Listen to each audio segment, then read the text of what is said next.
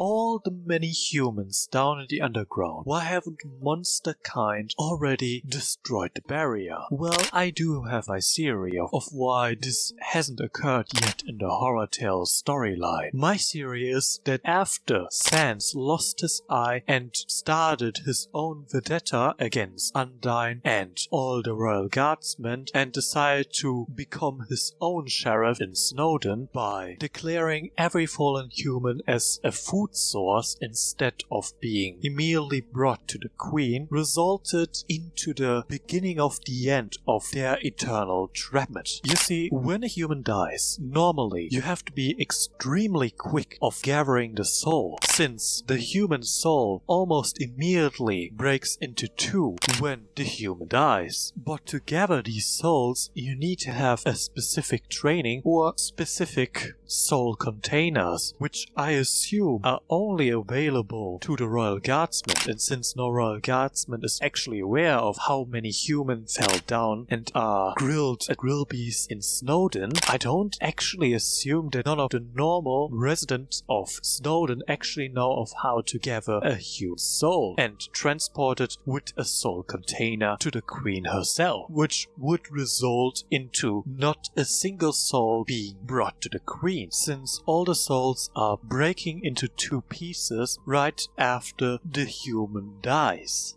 Makes you wonder what would have happened if sænz didn't made up this law to keep Snowdin separate from the whole entire underground and keep all the humans a secret. Anyways, that was my theory of why Undyne doesn't have a human soul in Horrortale. So now I will be listening to Game of Thrones and listening to more Stannis fun facts. So please don't annoy me. Goodbye.